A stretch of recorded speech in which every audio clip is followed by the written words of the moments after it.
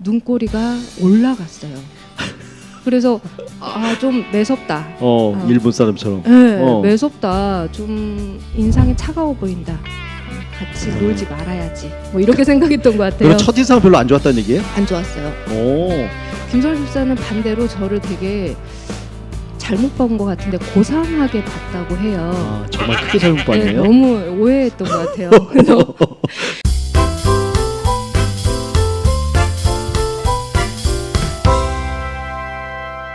그 당시는 그러면 저기 버스 타고 오셨다고 했는데 전철이 아직 안 열렸을 때인가요? 그때만 해도 소문이 여주에 전철이 들어온다 안 들어온다. 들어온다더라. 네. 저희가 그래서 여기서 살 곳을 부동산을 통해서 알아보고 있었는데 네. 부동산 사장님들도 의견이 분분했어요. 들어온다더라.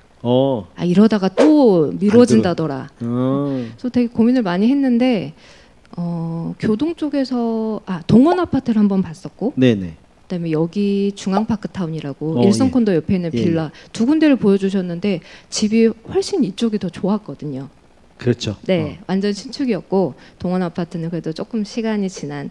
하지만 그 부동산 사장님은 분명히 들어온다. 동원 아파트로 와라. 또 어쩌다 보니 중앙파크타운을 선택하게 되었고. 그러면 버섯 농사로 이제 시작을 했는데 한강교회는 그러면 어떻게 알게 되셨어요? 여주에 왔으니 여주에서 다닐 교회를 찾아보자.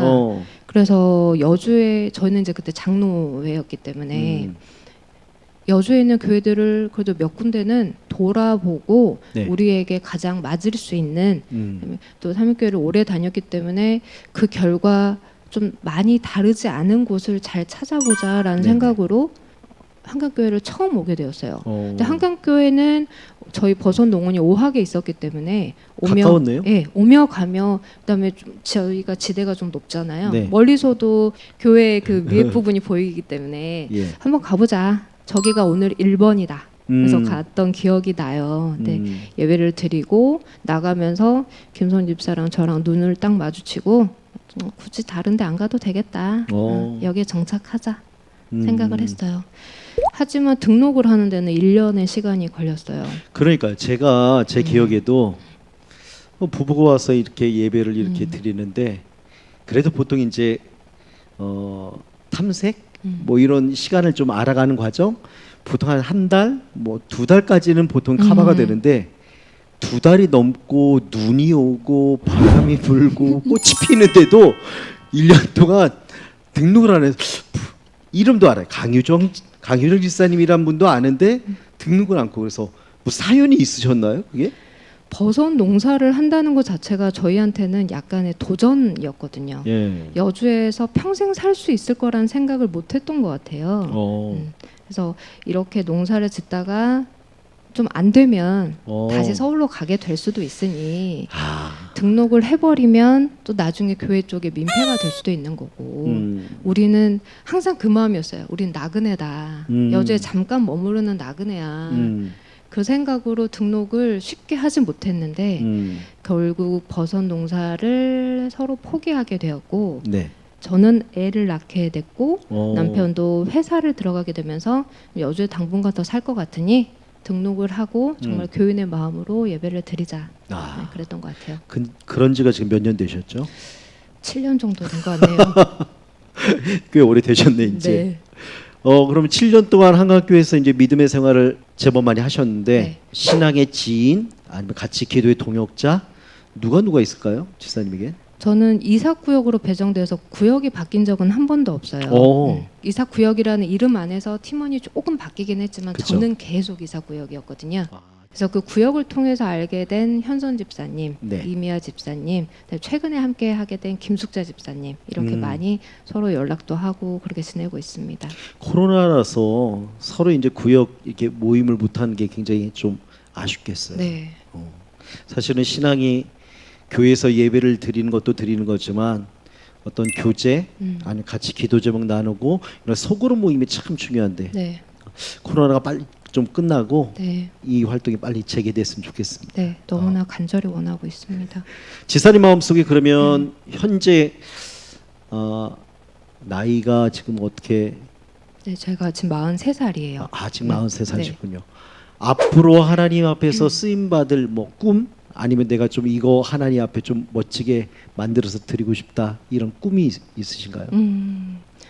10년 전쯤에 내가 아침 방송을 보게 되었는데 네. 주부들이 많이 보는 프로그램이었거든요. 네. 근데 제가 주부가 아니었는데 그 프로그램을 우연히 보게 됐어요. 근데 거기서 금요일마다 하는 기획 프로그램이었고 왜 그 위기에 빠진 부부 관계들 있잖아요. 네네. 그래서 그 부부를 방송국에서 섭외를 해서 심리 상담 전문가와 함께 그 부부 관계를 조금 원활하게 하는 그런, 그래서 결국은 부부가 되게 사이가 좋아지는 훈훈하게 마무리되는 그런 방송을 보고 있는데 그 심리 상담가의 역할을 제가 너무너무 해보고 싶다는 그 가슴속이 뜨거워졌던 마음이 아직도 생각이 나요. 네. 근데 그때는 신앙생활이 막 깊어질 때는 아니어서 나 저렇게 상담해주고 뭔가 바뀔 수 있게 도움을 주는 사람이 되고 싶다라는 막연한 생각이 있었거든요. 근데 그 외에 신앙생활을 좀 더 하게 되면서 심리 상담을 해주되 그것의 베이스가 신앙이 되면 참 좋겠다. 그 두 가지가 함께 믹스가 되면 좋겠고 제가 그걸 잘 할 수 있는 사람이 되면 좋겠다라는 생각 때문에 지금 학업을 다시 시작을 해야 돼요. 그게 언제가 될지는 모르겠지만 제가 철학 전공이고 심리학 전공이 아니기 때문에 다시 학교를 가야 되는 그런 과정이 있어요. 그래서 쉽게 결심이 되진 않지만 또 막연하지만 확실하게 제 마음속에 좀 꿈으로 자리 잡고 있어요. 용기를 좀 가지시라고 말씀드리는 거는 네. 2번 전에 임미숙 지사님은 네네. 음악을 지금 전공하고 있어요. 그런 거 보면 지사님도 충분히 네. 준비하시고 공부하셔서 인생이 우리가 옛날에는 짧았거든요. 근데 이제는 뭐 70, 80까지도 잡을 가질 수 있다면 가지면 좋은 거니까 앞으로도 뭐 몇십 년 동안 사역할 거라 생각한다면 충분히 지금부터 준비하시면 될 것 같아요. 잘하실 것 같아요. 그러면 지사님이 신앙생활 하던 중에 참 큰 은혜를 받았다. 아니면 하나님의 살아계심을 느꼈다. 신앙의 인생의 여정 중에서 이렇게 좀 진하게 느꼈던 적이 언제 있어요? 하나님을 좀 몸으로 체감했다라는 경험을 한 분들이 그렇게 많지는 않을 것 같아요. 근데 제가 선명하게 하나님을 느꼈던 게 2번 정도 있는데요. 네. 신앙생활 하지 않을 때였는데 저랑 10살 넘게 차이 나는 조카가 있어요. 네. 근데 그 조카가 아무래도 남자애고 장난기가 많다 보니까 길에서 뱅글뱅글 막 도는 그런 막 혼자 막 도는 걸 하는데 원심력이라고 할까요? 네. 그 자기 힘을 못 이겨서 갑자기 공중에 붕 뜨는 상황이 생겼어요. 근데 제가 그때 고등학교 때였거든요. 그 순간 찰나에 이거는 큰일이다라는 생각이 들었어요. 너무나 높이 떴기 때문에. 그런데 정말 깃털처럼 아이가 내려앉는 거를 제가 보게 됐어요. 지금 그 생각을 하면 아직도 소름이 돋는데 예. 10몇 살 아이가 공중에 떴다가 차분히 땅 위에 내려지는 모습을 제가 두 눈으로 봤어요. 그래서 뭔가 있다. 제가 그때 고등학교 때는 신앙이 없을 때니까 뭔가 지켜주는 대상이 한 명이 있구나라는 생각을 하게 됐어요. 인간의 자연의 법칙이 아닌 만유인류의 네. 법칙이 아닌 네. 그냥 우리가 일반적으로 생각하면 그냥 나가 떨어져야 되는데 네네네. 그 아이가 그냥 살포시 깃털처럼.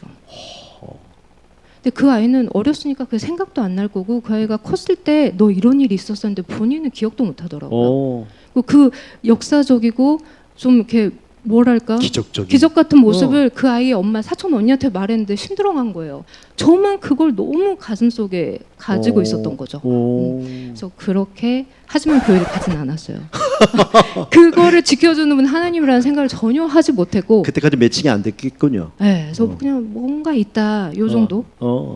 근데 숙대 3일교회를 가게 되면서 제가 되게 확 좀 초반에 빨리 깊어졌던 것 같아요. 3일교회 가서 한 3, 4주차 만에 특별 새벽 기도 주간이 있었는데 이 교회에 특별 새벽 기도가 있구나. 해야겠네. 해야지. 그래서 새벽 5시 일어나서 준비를 하고 예배를 드리고 출근을 하면 시간이 오히려 남을 정도예요. 출근 시간까지. 그럼 그때 이제 이렇게 음악을 기본으로 하는 곳이기 때문에 스튜디오 같은 인테리어거든요. 그래서 이렇게 소파에 누워서 쪽잠을 자고 이제 직원들이 한 명 한 명 출근하면 이제 그때 저도 이제 업무 준비를 했는데 그때 되게 하나님을 느꼈어요. 이게 꿈인지 아닌지 모를 상황인데 뭔가 그 양초 라이터 뭔가 불이 점화되는 치치칙 소리가 나는데 그게 겨울이었거든요. 겨울 특별 새벽 기도였으니까 되게 쭈그리고 담요 한 장 덮고 쪽잠을 자고 있었는데 그 불빛 때문에 온몸이 뜨거워져 따뜻해지는. 근데 이게 꿈인가 생신가 하는데 저도 모르게 아 예수님이시구나라는 생각을 했던. 그러니까 지사님의 어떤 그 강력한 바람과 같은 역사보다 삶의 여정 가운데서 이렇게 눈으로 하나님을 싹 보여주시고 네네. 따뜻하게 품어주시고 참 귀한 체험이네요 정말. 네.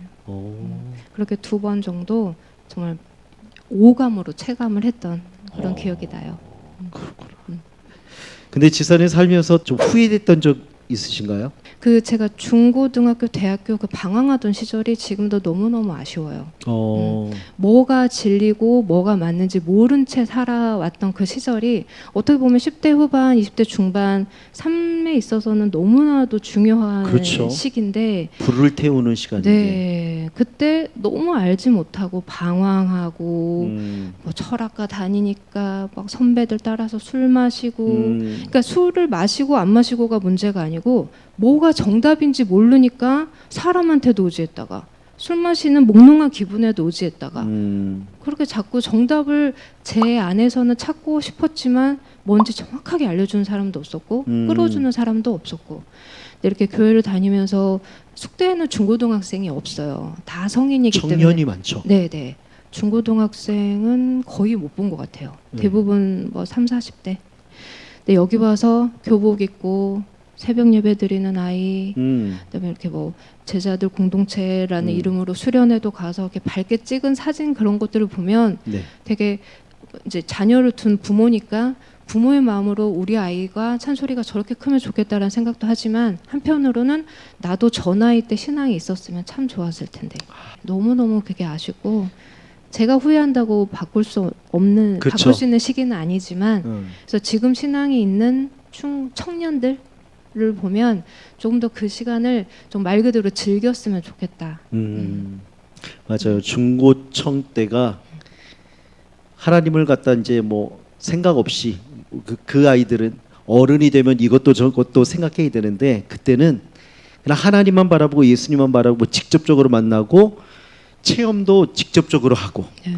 울다 웃다는 그 시기인 것 같아요. 맞아요. 그게 이제 베이스가 되어지면 이제 예를 들어서 장성에서 그게 베이스가 되면 흔들리지 않고. 맞아요. 지사님 인생을 살면서 즐거움들 뭐가 있어요? 지사님은?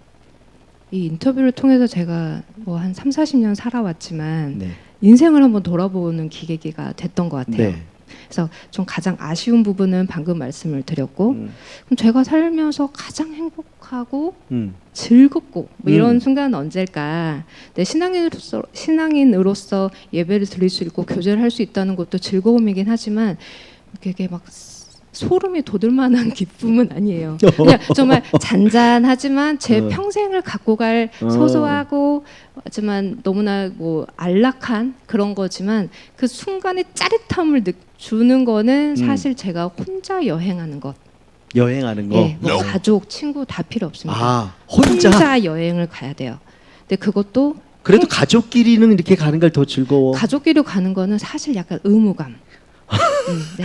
최근에도 시어머님 생신이셔가지고 예. 네, 1박 2일 시댁 식구분들과 갔는데 뭐 그건 진짜 의무 반 즐거움 반.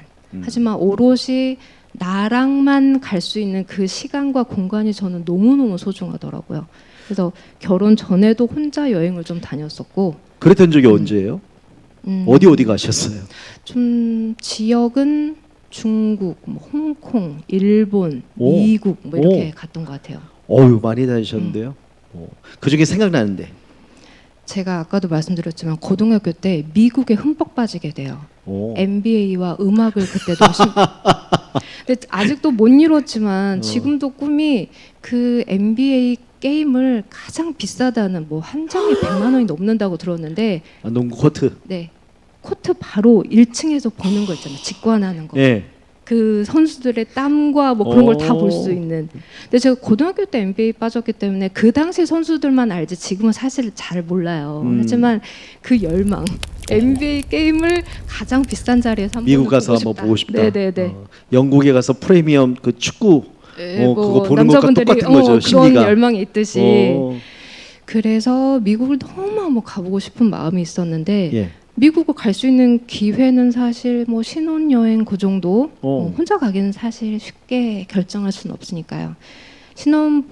신혼여행지를 김성류 집사랑 논의를 할 때 난 미국이 너무 가보고 싶다. 근데 마침 결혼 전에 김성류 집사는 미국에서 시카고 쪽에서 1년 정도 어학연수를 했었거든요. 그래서 본인은 미국에 대한 큰 미련이 없는 거예요.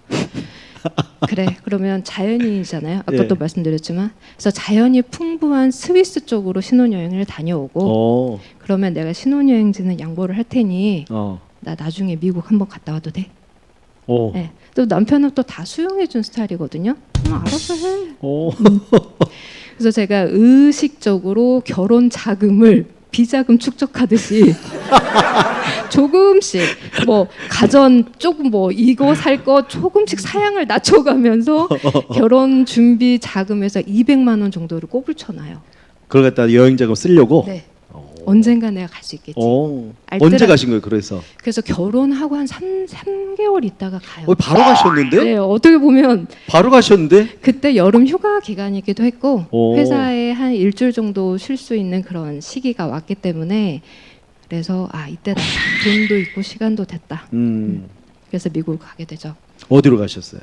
그 샌프란시스코의 그 도시적인 모습, 라스베가스의 화려한 호텔들의 그런 전광판 그런 것들이 너무 보고 싶더라고요. 그래서 미국 서부 쪽으로 서남부 쪽. 네, 이렇게 해서 라스베가스 3일, 샌프란시스코 3일 이렇게 다녀왔죠. 라스베가스가 좋으세요? 샌프란시스코 좋으세요? 제가 왜 그 두 도시를 한꺼번에 가게 됐는지 모르겠지만 정말 극단적으로 달라요. 샌프란시스코는 물가가 너무 비싸기 때문에 제가 200만 원 들고 갔잖아요. 비행기랑 이것저것 하면 숙소나 먹을 것들을 조금 아꼈었어야 됐어요. 그래서 6박 한다고 생각하면 하루에 10만 원을 넘길 수 없었기 때문에 샌프란시스코는 10만 원으로 잘 수 있는 방은 바퀴벌레가 나오는 방이었어요. 근데 제가 바퀴벌레가 없었는지는 모르고 예약을 했죠. 근데 자는데 너무 큰 바퀴벌레들이 다녀서 제가 밤새 잠을 설쳤던 그런 기억이 나지만 같은 10만 원으로 라스베가스를 가면 스위트급 호텔을 뭐 20층, 30층 정도 CCTV를 쫙 바라보는 라스베가스는 밤이 예쁘고 샌프란시스코는 밤이 너무 위험해서 나갈 수가 없고 9시만 넘으면 여주와 같이 고요해진다고 보시면 돼요. 그래요? 네네. 아무것도 없고 그때 또 하나님이 저를 좀 지켜주셨다고 생각이 되는 순간이 있는데 미국은 우리나라보다 더 스트리트 개념이라서 블럭이 확실하잖아요. 그쵸. 그래서 제가 여기서 저쪽 블럭을 가려면 굳이 기역자로 가지 말고 대각선으로 가면 더 빠르겠네 라는 생각으로 대각선 길을 가게 됐어요. 그게 미국에서는 되게 위험한 건데? 그걸 몰랐어요. 저는 빨리 가면 된다고 이게 지름길이지라고 생각했는데 그 길을 사람들이 안 가는 이유가 있었더라고요. 그렇죠. 기역자를 가로질렀을 뿐인데 갑자기 골목에 사람이 하나도 안 보이고 차라리 미국은 아무도 없는 게 나아요. 몇 명 모여 있는 게 더 무섭더라고요. 그래서 흑인들이 정말 갑자기 할렘으로 들어온 느낌? 흑인들이 막 3, 4, 5 모여 있는데 동양인 여자가 혼자 거기를 가로질러 간다. 굉장히 위험한 것 같아요. 너 지금 생각해도 너무 소름 끼칠 만큼 무서운데 그래서 또 뛰어가면 또 괜히 막 그쵸. 표적이 될 것 같아서 진짜 막 엄청난 빠른 걸음으로 타타타타닥 갔던 근데 그 순간 너무 무서웠던 것 같아요. 근데 좀 지켜주셔가지고 미국 여행을 잘 다녀왔던 기억이 납니다. 그러면 이제 또 가고 싶은 마음들이 계속 있겠네요. 끝도 없어요. 끝도 없어요. 네, 끝도 없어요. 이렇게 갔으니 됐다가 아니고 미국에 얼마나 도시가 많아요. 맞아요. 동부 한번 가보시면 네네. 동부가 서부는 전혀 생각이 안 날 정도로 예뻐요. 네네. 그러면 지금 찬솔이가 지금 몇 살이죠? 찬솔이는 지금 7살 유치원생이고요. 내년이면 이제 드디어 학교에 가게 됩니다. 유치원 이번 졸업하네요. 네. 졸업기념으로 한번 또 가시면. 네. 지사님이 혹시 성경의 인물 중에 닮고 싶은 인물이 있으시죠? 네. 제가 서울에서 다녔던 회사 사장님이라고 해야 되나? 네. 대표님이 되게 좀 깨어있는 분이셨어요. 그래서 직원분들이 다 영어 이름을 짓고 우리 이제 무슨 직책 이런 거 하지 말고 영어 이름으로 서로 부르자. 오, 막 구글처럼 그렇게 하자. 뭐 이렇게 하시는 거예요. 그래서 갑자기 직원들한테 자기의 영어 이름을 지어와. 지어오라고요? 네. 근데 제가 그때 이렇게 성경을 막 뒤지다가 한나라는 인물에 되게 꽂혔어요. 한나. 네. 기도하는 사람. 주변 사람 의식하지 않고 주변 사람들은 약간 정신 나간 거 아닌가 할 정도로 근데 그때는 사실 여자와 아이가 계수에 들어가지도 못할 만큼 여자들이 무시받던 시대인데도 그렇게 하나님 앞에 무릎 꿇고 자녀를 원했던 그 간절한 기도하는 모습이 좋아서 저는 그때 한나. 근데 또 제가 성이 강이잖아요. 그래서 강한나. 되게 갑자기 강한 나가 되는 거예요. 아하. 그래서 그때는 영어 이름을 한나로 지었던 기억이 나는데 예. 이제 한국교회 와서 신앙생활 하게 되면서 자꾸 다니엘이라는 인물에 좀 눈과 마음이 가게 되더라고요. 다니엘. 네. 그래서 마음이 아직도 조금 흔들리고 어떻게 살아야 될지 모르겠다 싶을 때는 다니엘서를 한 번씩 읽어보게 되긴 하는데 되게 유명한 사자굴에 들어가는 그런 모습들. 그렇죠. 근데 그런 담대한 모습들이 지금까지는 그 담대함에 좀 포커스를 맞췄다면 최근에 다시 생각하게 됐을 때 다니엘의 그 성실한 모습. 성실함. 네.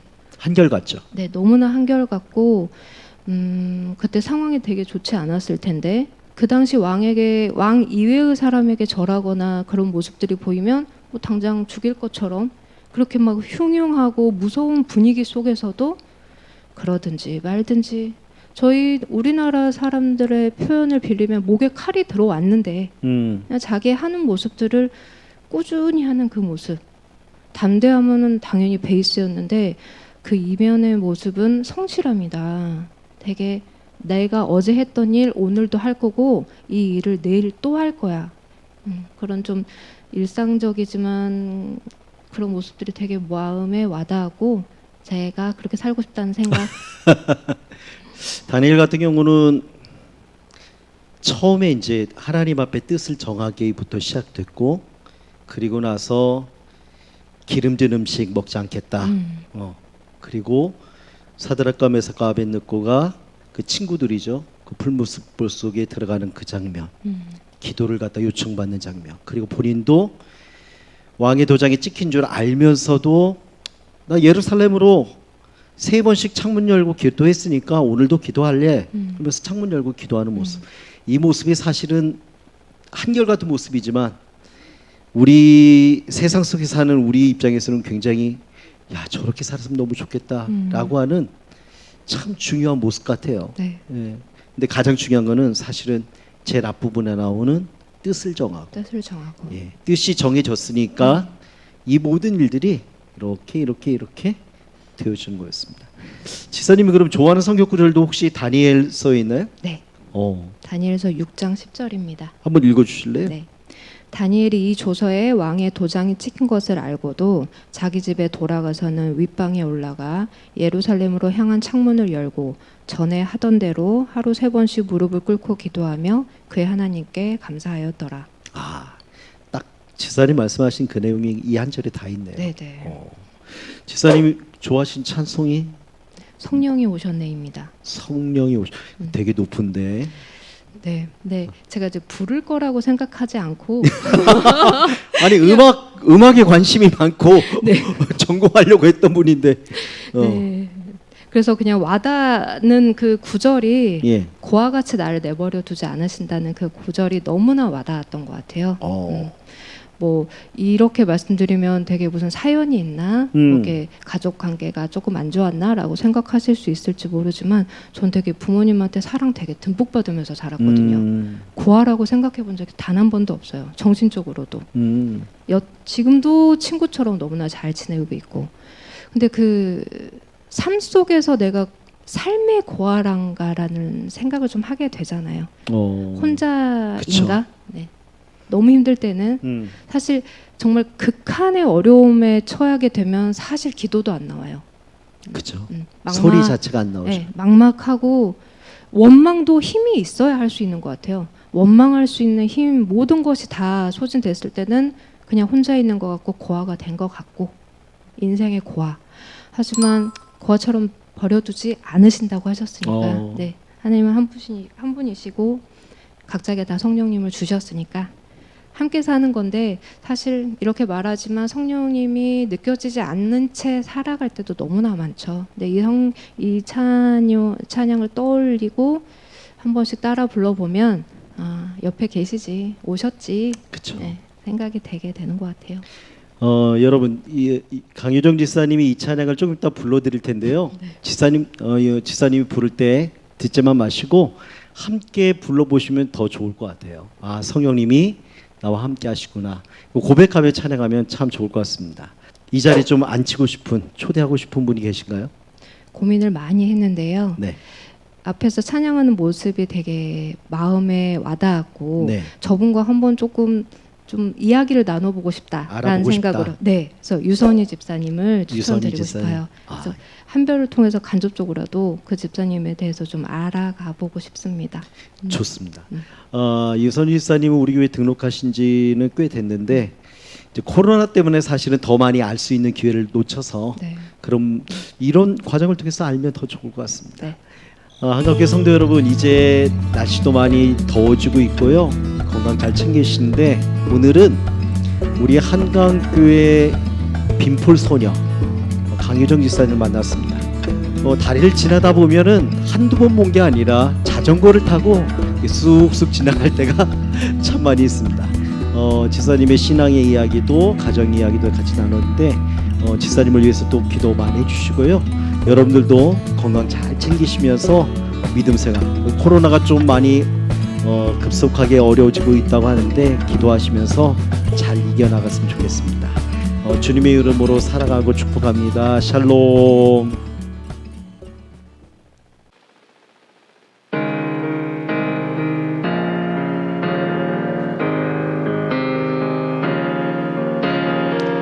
허무한 시절 지날 때 깊은 한숨 내쉴 때 그런 풍경 보시며 단식하는 분 있네. 고와 같이 너희를 버려두지 않으리. 내가 너희와 영원히 함께하리라.